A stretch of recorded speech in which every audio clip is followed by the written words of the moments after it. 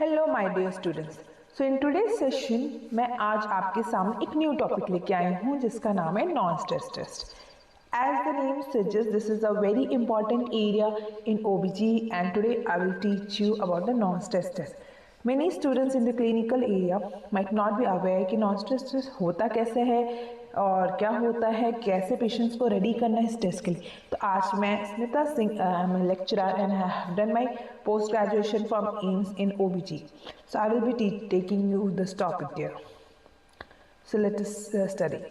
So NST जो machine है जो आप क्लिनिकल OBG एरिया में देखेंगे, it will look like something like this. Okay, so in this you can see this is the monitor where all the parameters will be there.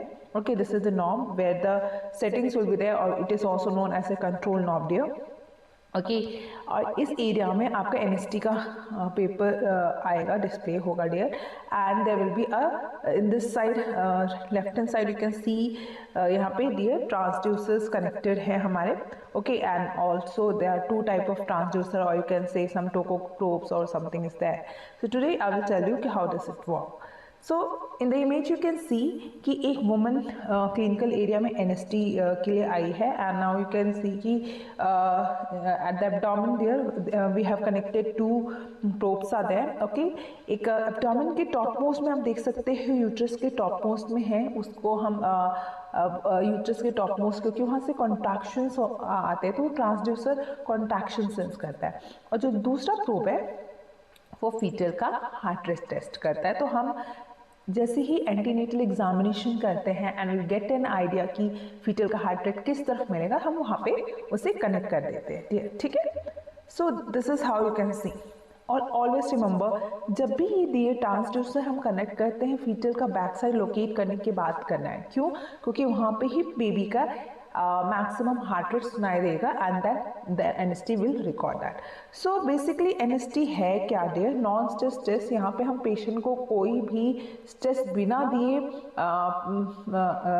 Test करते हैं, जहाँ पे फीटल का हार्ट रेट जो होता है हम फीटल मूवमेंट के उससे कंपेयर करते हैं. ओके, मूवमेंट से कंपेयर करते हैं, that is known as a non stress है.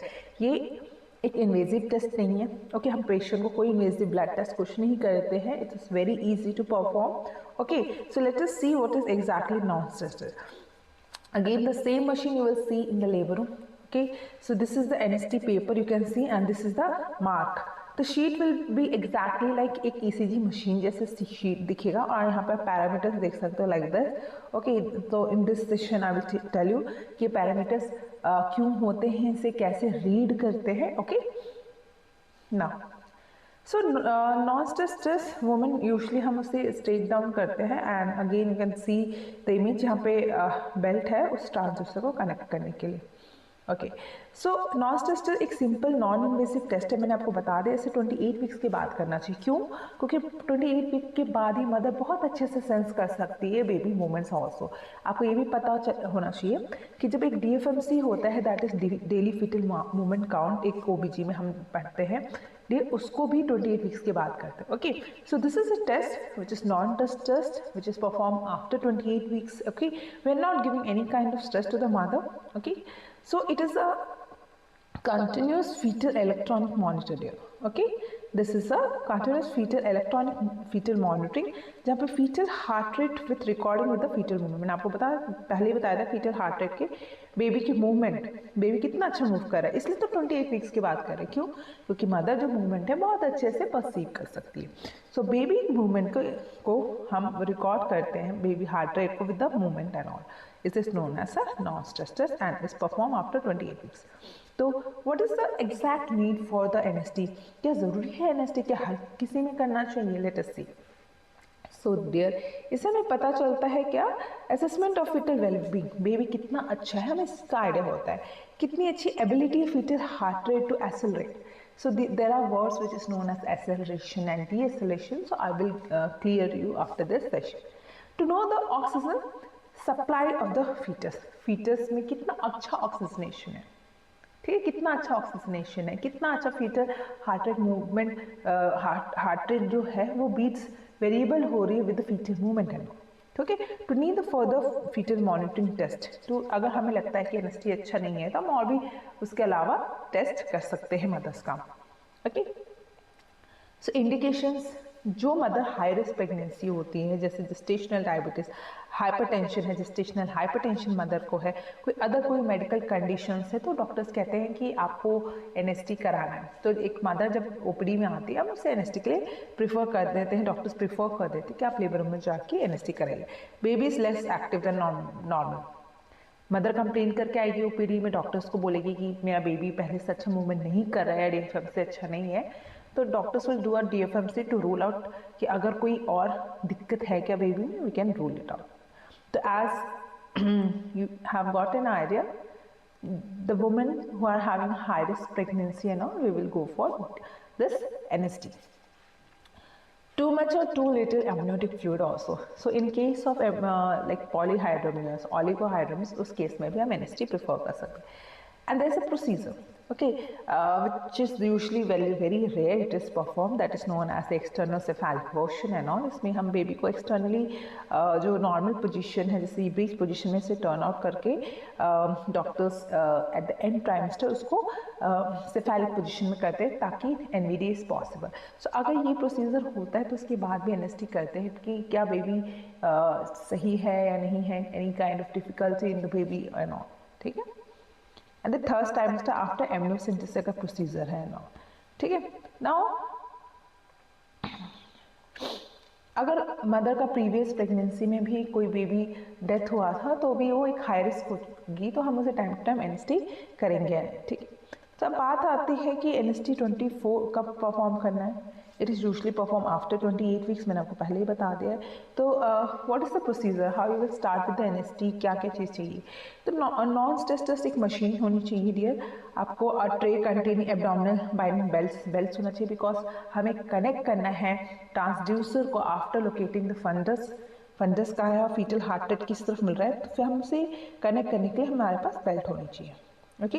हमारे पास जेल ही होना चाहिए, बिकॉज जो ट्रांसड्यूसर है जब मदर के एब्डोमेन में कनेक्ट करते हैं तो उसे सेंस कितना अच्छा कॉन्ट्रैक्शंस को सेंस करेगा, जैसे हम ईसीजी में भी जेल्स लगाते हैं वैसे एनएसटी के लिए भी जेल की ज़रूरत है।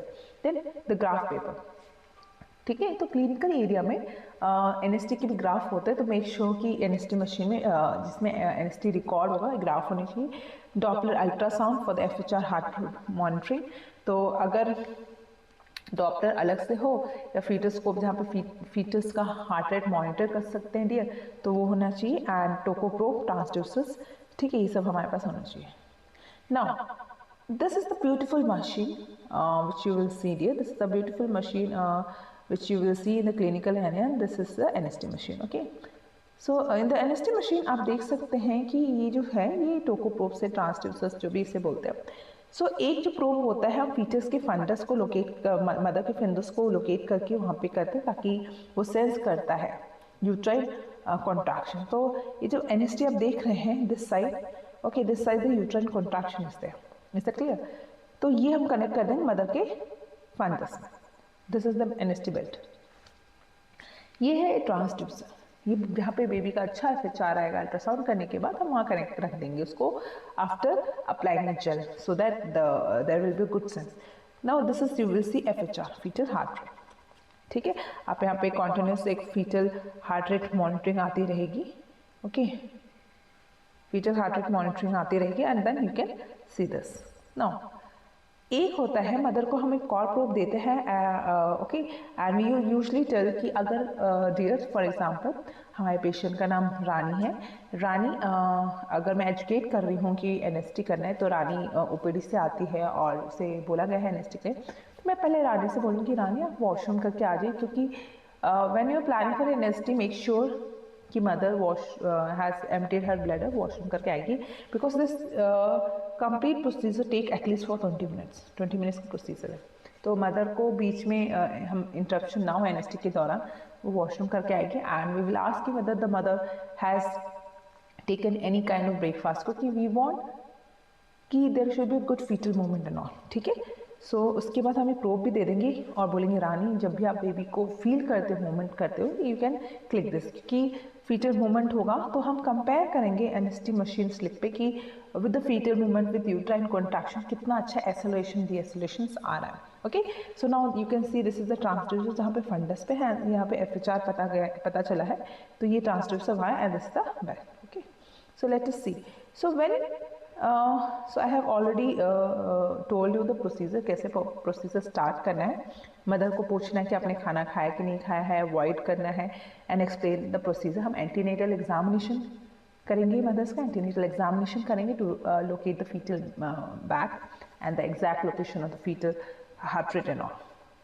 Okay, usually we make sure कि मदर लाइंग डाउन हो क्योंकि लेफ्ट लेटरल पोजीशन में हो and then NST is perform and she can take comfortable position also but make sure कि एनएसटी कुछ मूवमेंट्स ना हो उसके. ओके, सो मैंने आपको ये प्रोसीजर डियर टोटल 20 मिनट्स का होता है. Okay, so till now I have explain you what is exactly NST, what are the various requirements, how does this NST machine look like and how much time it takes for an NST and what is the procedure. Now we are moving towards how you will read the NST machine paper and all. Okay, so let us see before that advantages disadvantages की बात की. ये non invasive है and painless है, no risk to the baby and the mother and we can administer it very easily. Results are available readily. तो NST का machine जैसे ही आप टेस्ट करते हैं वहीं पे आपके पास पेपर आपके हाथ में होता है and you can read also. Okay, so let us whenever you see NST slip और that paper what are the things how you will read. Okay, सबसे पहले डियर आपको क्या करना है, this is short form how to read CTG doctor C bravado. तो आप ऐसे याद कर सकते हैं. DR is to define the risk कि mother whether she is a case of gestational hypertension, diabetes है या previous baby का death हुआ था, like that. Contractions कैसे contractions आ रहे हैं, then we will start with the procedure. तो अब पहले basic आपको knowledge आपको यहाँ से start करनी है dear. You have to start with this baseline FHR. तो baseline FHR क्या होता है? A normal FHR of a baby is 120 to 160. In the intrauterine time you should know this 120 to 160 beats per minute. And you should know what is bradycardia in the baby and when it is tachycardia now. Okay, so baseline heart rate देखना है. तो let us see this machine. So this is a slip. ये एक slip है, NST machine है. इसमें total जो one box है आप देख सकते हैं इस इमेज में. ये जो वन बॉक्स आपको दिख रहा है dear, this one box is equal to 1 minute. ठीक है, ये एक वन बॉक्स जो है equal to 1 minute. So in the X axis area आप देख सकते हो कि this is the time duration and the Y axis of इसमें FHR you can see, okay, in the FHR and all. So this is a complete 1 minute. This box is complete of 1 minute. तो कितने boxes चाहिए हमें 20 minutes की slip पे? Can you tell me dear? Yes, it's 20 boxes. तो जैसे 20 boxes complete हो जाते हैं एनएसटी मशीन में, now you should be very clear कि अच्छा 20 बॉक्सेस हैं उसमें, दैट मीन्स कि हमारा एनएसटी कंप्लीट हो चुका है. Is that clear? तो how you will read? Let's start. This is the baseline FHR. So I already explain कि एक्स एक्सिस में टाइम ड्यूरेशन है, वाई एक्सिस में FHR है. Okay, I will change the ink. ठीक है, ये FHR इसमें और इसमें दिस टाइम ड्यूरेशन. तो ये जो FHR है आप इस साइड में देख सकते हैं. Now you can C in this image 120 150. तो इसमें जो आप FHR देखेंगे 150 120 के स्लाइटली अराउंड 140 के आसपास है. तो this is known as a baseline FHR. Is it clear? चलिए हम आगे देखते हैं. Again I will tell you. Again in the image you can see it's not very clear. Okay, just okay, it's not very clear. So this is known as the baseline FHR. Okay, so आप देख सकते हो कि dear इस image में ये 120 to 150 के बीच में ये फीटल हार्ट रेट है. और ये कैसे मॉनिटर हो रहा है? ये जो लाइन में आप देख रहे हो कैसे मॉनिटरिंग हो रहा है? Because we have kept one of the transducer in the on the mother's abdomen, जहाँ पे हमने फीटल का बैक हमें पता चला अच्छा FHR सुनाई दे रहा. ओके, तो नाउ यू कैन सी कि somewhat in between you can see this line और बीच बीच में this line is going up. Okay, तो ये जो अबव दिख रही है एक्सेलरेशंस बोलते हैं. ओके तो इसमें जो आप देख सकते हो कि सारे जो लाइन है वो एक लाइन पे ड्रॉप हो रहा है, तो वो हम इसे बेस लाइन FHR लेंगे। तो इस इमेज में इट्स मे बी अराउंड 130 और 140 हम बेस लाइन इसमें FHR हम ले सकते हैं। तो number one, when you are seeing a NST you have to identify the base line FHR। उसका मतलब पूरे ग्राफ में मैक्सिमम आप FHR कौन से पॉइंट में देख रहे हो, that is known as a base line FHR dear. Okay now next thing you will see the variability, okay, beat to beat variability. For example in this image आप देख सकते हो एक एक जब बीट हो रहा है तो बेसलाइन FHR से थोड़ा सा FHR अबव जा रहा है, तो मतलब इसमें वेरिएबिलिटी है। Is that clear? So let us see what is beat to beat or variability refers to the, it refers to the variation in the fetal heart rate from one beat to next beat। एक beat से next beat में कितना variations आ रहा है, मतलब variability. किसी graph में एक अच्छा वेरिएबिलिटी है beat to beat, that means that is a good beat to beat variability is there on the NST paper। okay again अब इस सुंदर से इमेज में आप देखिए कि यहाँ पे आप फर्स्ट वाले इमेज देख सकते हो कि कुछ मार्क्ड वेरिएबिलिटी है, मतलब FHR कितना ज़्यादा डेविएटेड है बेसलाइन FHR से। ओके मॉडरेट मतलब इसमें FHR है थोड़ा बहुत अबव बेसलाइन से जा रहा है, that is a moderate variability. मतलब कितना बेसलाइन FHR से जो है बीट टू बीट कितना वेरिएबल का। Now this is absent, now you can see a straight line, baseline पे ही है पूरा। Okay there is no variable, तो that is not a kind of good NST। Is it clear? तो इसमें हमें थोड़ा कंसर्न काइंड ऑफ है कि क्यों नहीं बेबी मूवमेंट हो रहा है, क्यों नहीं फीटल हार्ट रेट वेरिएबल हो रहा है, क्या कोई प्रॉब्लम है बेबी में, like that. So number now you people are clear, आपको बेसलाइन FHR देखना है। And number two you have to see the beat to beat variability, beat to beat variability dear। okay so again baseline FHR आप इसमें बता सकते हैं कि baseline FHR कितना है। आप देखिए FHR है तो आप देख सकते हो एक ब्लू लाइन है, तो ये पूरी एक स्ट्रेट लाइन के आसपास अराउंड 130 इसमें 140 आप देख सकते हो समवॉट बेसलाइन FHR है। और ये जो है ग्राफ इसमें वेरिएबिलिटी है, बीट टू बीट वेरिएबिलिटी है, तो it's a good kind of good NST you can see। okay now again in this image you will see dear this is the baseline FHR somewhat here around 120 के आसपास baseline FHR है, इससे कितना अच्छा variable हो रहा है। ठीक है now this is beat to beat variability is there and the baseline FHR is there. Now you can see this is a moderate, कुछ खास बेसलाइन FHR से अबव नहीं जा रहा, तो it's a very moderate kind of NST। Okay again see in the image. ठीक है अब बात आती है कि ये तो आपका FHR हो, आपको बेसलाइन FHR देखना है, बीट टू बीट वेरिएबिलिटी देखनी है। Now what is this line, what is this line? So this is the line of uterine contraction. जब हमने यूट्रस आइडेंटिफाई किया था वहाँ पे एक ट्रांसड्यूसर हमने रखा था, तो वो जो यूट्राइन कॉन्ट्रैक्शन है उसको सेंस करता है ये लाइन। ओके तो in the graph of this NST आप देखेंगे जो बेस में जो लाइन आती है वो यूट्राइन कॉन्ट्रैक्शन सेंस करती है। ओके नाउ बात आती है इंटरप्रिटेशंस की। तो हमने बेसलाइन FHR देख लिया, हमने बीट टू बीट वेरिएबिलिटी देख लिया। अब उस ग्राफ में the next point is acceleration से या डीएक्सेलरेशन से हैं तो कितने। So already I told you that strip consist of 20 minutes, 20 minutes का होना चाहिए, तो 20 मिनट्स में 20 बॉक्सेस होने चाहिए। Is that clear? तो व्हाट इज रिएक्टिव, एक NST मशीन रिएक्टिव हो सकती है और नॉन रिएक्टिव हो सकती है। अगर आप क्लियर है बेसलाइन FHR क्या है, बीट टू बीट वेरिएबिलिटी क्या है, तो reactive and non reactive. So what is reactive, let us see. So reactive NST dear वो होता है जिसमें आपको दो एक्सेलरेशन से, कितने एक्सेलरेशन, दो एक्सेलरेशन होने चाहिए, 20 मिनट्स में होने चाहिए, 20 मिनट्स की स्ट्रिप में दो एक्सेलरेशन होने चाहिए, और उसके जो एक्सेलरेशंस हैं डियर वो more than 15 beats more than from the baseline and it should last for at least for 15 seconds। देखिए ये लाइन सुनने में तो बहुत हार्ड है। Now I will make you this clear. So what is exactly is reactive NST। Okay see this image shows a non reactive and non. ठीक है मैं एक बार देखती हूँ आपको एक अच्छा NST slip I will tell you what is the accelerations।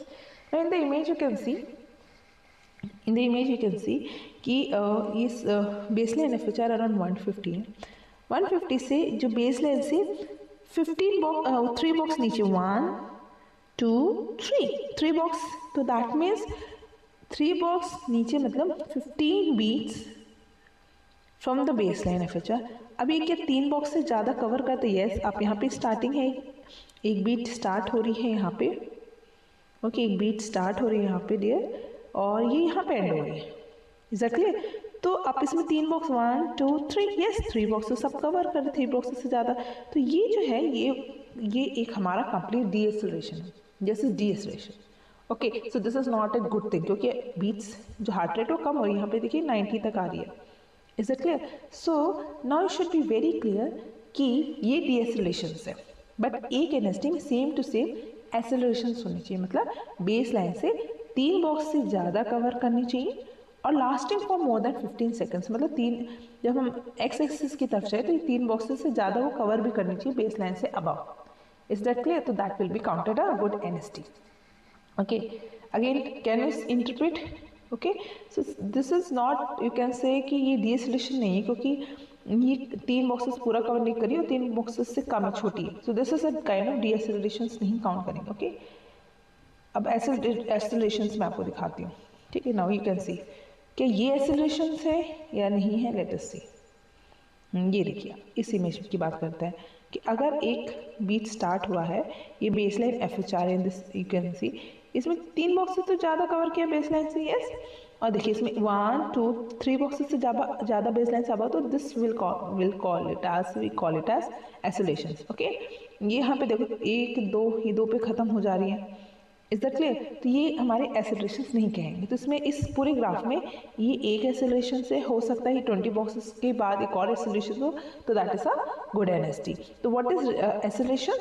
From the base line 15 beats ज़्यादा, क्योंकि डियर ये आपका 60 है, यहाँ से 15 बीट्स अबव मतलब 3 बॉक्सेस एंड उससे ज़्यादा कवर होना चाहिए, lasting for more than 15 seconds. X axis पे वो जो एक्सेलरेशन है वो 3-4 बॉक्सेस से ज़्यादा कवर होंगी, तो वो काउंट होगा acceleration. Now this acceleration decelerations can again be of different types. Okay, so let us see types of deaccelerations in the image. It can be early, it can be variable, and it can be late also. So what is early deacceleration? So in the image you can see, मैंने आपको बताया था ये जो uterine contractions है, इसकी जो red line है और जो डीएक्सेलरेशन सारी वो ओवरलैप कर रही है। ओके, तो ये बोलते हैं इसको early deceleration, we call it as a early deceleration, जहाँ पे जब डीएक्सेलरेशन और यूट्राइन कॉन्ट्रैक्शंस की पीक हाइट मैच होती है, that is known as early. So what is the cause why it is happening? It's only happening because of uterine, baby का head compress हो रहा है। Okay, there is a compression on the head, and so the baby is not getting a good blood supply, brain में compression हो रहा है, तो उसकी वजह से early deceleration. So I can ask you a question कि early deceleration क्यों आते हैं? तो आपको पता होना चाहिए कि जब भी बेबी का fetal head compress होता है तो early deceleration ग्राफ में आते हैं।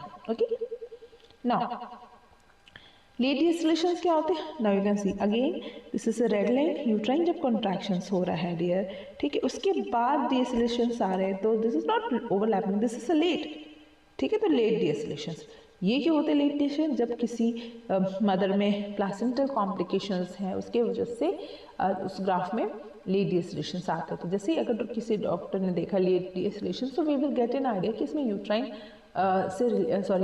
प्लासेंटा से रिलेटेड कॉम्प्लिकेशंस हैं। Okay, abnormal placenta is there, then there can be a variable deceleration, मतलब यूट्राइन कॉन्ट्रैक्शंस आ रहा हो, कभी भी डीएक्सेलरेशंस आ रहे हैं, that is known as a variable.